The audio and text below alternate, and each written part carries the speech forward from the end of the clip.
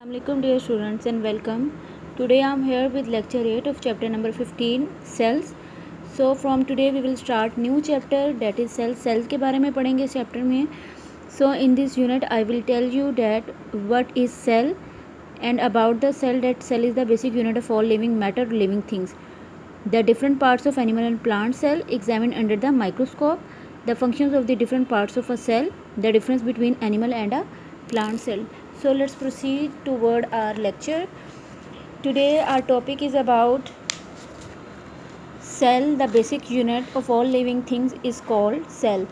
All living things, all living matter are made up of cell. तमाम जो living things हैं, living organisms हैं, वो सब cell से मिलकर बनी हैं. So living organisms are of two type: unicellular organisms and multicellular organisms.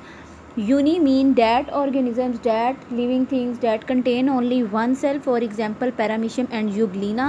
So look here this is paramecium and this is euglena. These two are unicellular organisms और ये पॉन्ड वाटर में मौजूद होते हैं. आप इनको माइक्रोस्कोप के नीचे पॉन्ड वाटर को स्टडी करेंगे तो आपको इस तरह के ये लिविंग क्रिएचर्स नज़र आएंगी जो कि सिर्फ एक सेल पे कंटेन करती हैं और एक सेल, इनकी बॉडी सिर्फ एक सेल पर होती है.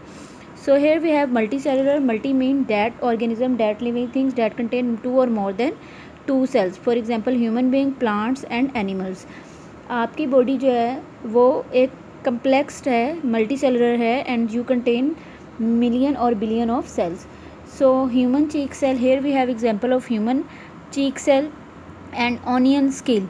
ये जो है ये सेल की यहाँ पे आपको टाइप्स दिखाई हुई हैं.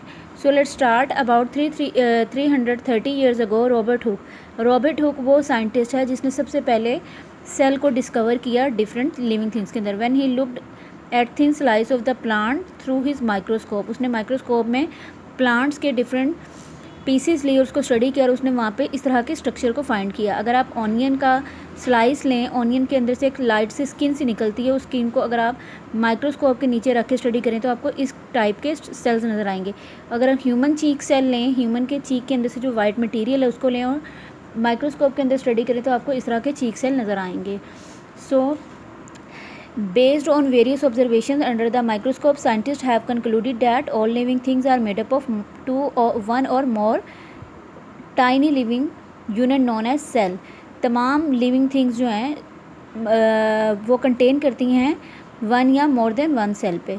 ओके जी, अ सेल, ये डेफिनेशन आ गई. Cell is a basic unit of all living things. It is the smallest part of a living thing which is fully alive. तमाम लिविंग थिंग जो है वो सेल से मिलकर बनी है और सेल जो है वो एक लिविंग थिंग है, फुली अलाइव, जिंदा होता है. Thousands of chemical reactions take place inside a cell to keep living things और अलाइव. सेल के अंदर बहुत सारे केमिकल रिएक्शंस होते हैं ताकि वो लिविंग थिंग्स को ज़िंदा रख सकें. सो मैंने आपको बताया है there are two types of organisms, unicellular organisms and multicellular. Uni mean जो कि सिर्फ एक सेल पे कंटेन करते हैं जिनकी बॉडी, और मल्टी मीन जो एक से ज़्यादा पर कंटेन करती हैं. आपकी बुक में टू और एग्जाम्पल हैं, डेस्मिट एंड अमीबा. आप पॉन्ड वाटर लें तो आपको डिफरेंट किस्म की उसमें क्रिएचर्स नज़र आएंगी, तो वो इस तरह की हैं और ये क्रिएचर आपको माइक्रोस्कोप के नीचे स्टडी करने पर नज़र आती हैं. Most living things are multicellular, that's why they are made up of more than one cell. Multicellular organism include such as human beings और कम्प्लेक्स एनिमल्स जैसे कि डॉग, कैट, जितने भी एनिमल्स आपको नज़र आ रहे हैं वो सब कम्प्लेक्स हैं. अब हम बात करते हैं इनसाइड द सेल कि सेल के अंदर क्या है, सेल का शेप, सेल की स्ट्रक्चर कैसा है. So I have drawn diagram of structure of animal and plant cell hair.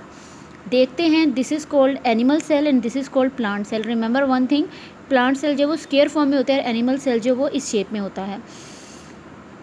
So here I have drawn the different parts of the animal cell. This small circle is called vacuole और ये food storage का काम करता है. This is nucleus, जो dark circle है. Here is also a dark circle. जो dark dot point नज़र आ रहा है this is called nucleus. Nucleus के अंदर जेनेटिक मटेरियल स्टोर होता है. और ये जो आपको यहाँ पे इसकी बेस नज़र आ रही है लाइट से ग्रे कलर की, डेट इज़ कॉल्ड साइटोप्लाज्म. यहाँ पे केमिकल रिएक्शन होते हैं. ये जो बाहर की लेयर है, एक जो लाइन नज़र आ रही है, that is called cell membrane. ये पूरे सेल के आउटर मेम्ब्रेन है. Now have a look on the plant cell. This is called plant cell. सबसे बाहर जो आपको एक लेयर नज़र आ रही है, यहाँ पे दो लेयर्स है. Outer layer is called cellulose cell wall.